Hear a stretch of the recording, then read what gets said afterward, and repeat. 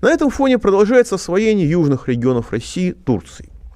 По сообщениям из Ингушетии, я очень хотел бы получить обратную связь от, так сказать, руководства Ингушетии, от представителей Ингушетии, чтобы они сказали, что все это неправда. Все, что я сейчас буду говорить, это клевета, это вранье, это не происходит.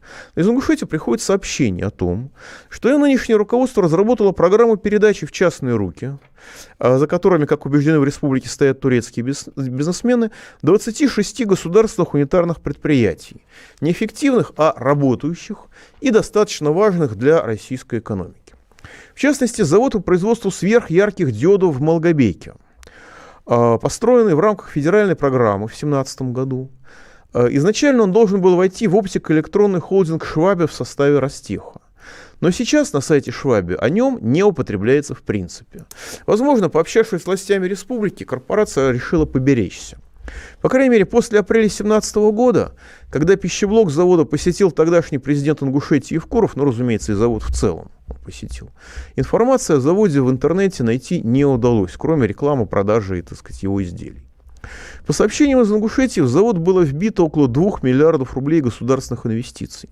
А сейчас он передается некоему частному инвестору аж за 50 миллионов рублей. Сумму в 40 раз меньше. Приватизационный грабеж, похоже, повторяется, но теперь уже не в пользу каких-то там олигархов, а в пользу Турции, которая уверенно осваивает формально российские территории и отнюдь не является дружественной России страной. При этом сообщается с мест, что на завод уже приезжают турки. Сообщается, что для местных жителей рабочих мест там не будет. Ну а 700 рабочих мест этого завода для почти 40-тысячного города в условиях лютой ингушской безработицы – это весьма существенно. Понятно, что на заводе по производству сверхярких диодов нужны специалисты, которые вряд ли живут в Ингушетии. Но какую-то часть местных жителей, наверное, можно все-таки взять на работу. Похоже, что если президентом республики не сделать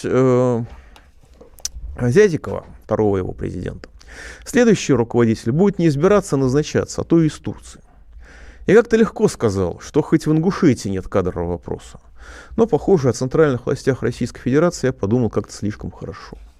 Ну, еще одна совершенно замечательная новость, чтобы не казалось, что все так весело только в Ингушетии. Про Москву. Москва в этом отношении переплюнула, по-моему, даже Ингушетию. Причем не просто Москва, а Московский государственный университет.